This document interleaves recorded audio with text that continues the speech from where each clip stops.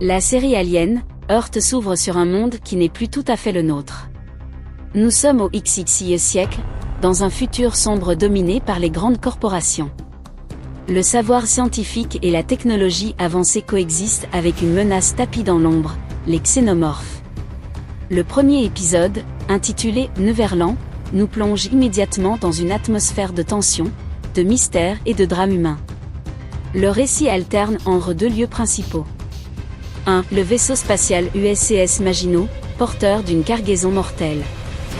2. L'île de Neverland, laboratoire expérimental de la corporation Prodigy où des enfants malades sont transformés en hybrides synthétiques.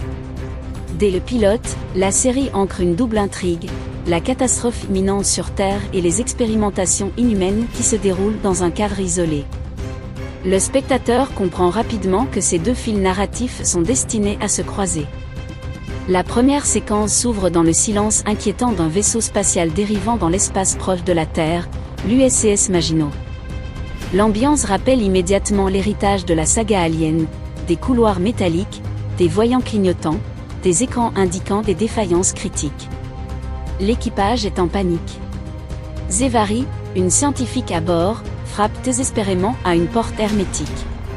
Elle supplie qu'on la laisse entrer dans une zone sécurisée, mais de l'autre côté, quelqu'un lui refuse l'accès. Son visage exprime la peur absolue, puis un cri étouffé. Une créature se jette sur elle. On comprend que le vaisseau transporte des spécimens extraterrestres.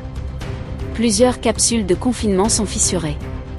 À l'intérieur, les spectateurs aperçoivent des silhouettes familières, des facehuggers et peut-être même d'autres formes du cycle de vie xénomorphe. Un autre membre clé de l'équipage, Morob, est introduit.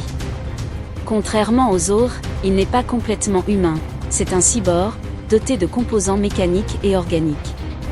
Il reste froid, méthodique, et enregistre un rapport désespéré. Dans sa transmission, il déclare que tout l'équipage est mort. On le voit verrouiller des compartiments, couper des systèmes, cherchant à ralentir l'inévitable. Mais rien n'y fait. Le vaisseau perd le contrôle. Les alarmes de collision retentissent. Le Maginot entre en contact avec une station orbitale, puis, pris dans sa trajectoire, il plonge vers la Terre. La caméra suit la boule de feu traversant l'atmosphère. Quelques secondes plus tard, le vaisseau s'écrase dans la mégapole de New Siam, ancienne Thaïlande, aujourd'hui un centre économique vital contrôlé par Prodigy Corporation. L'impact est catastrophique, immeubles détruits, infrastructures réduites en miettes, des milliers de victimes potentielles. Dès cette ouverture, la série établit sa marque. Les créatures extraterrestres sont désormais sur Terre, et le danger est à un niveau planétaire.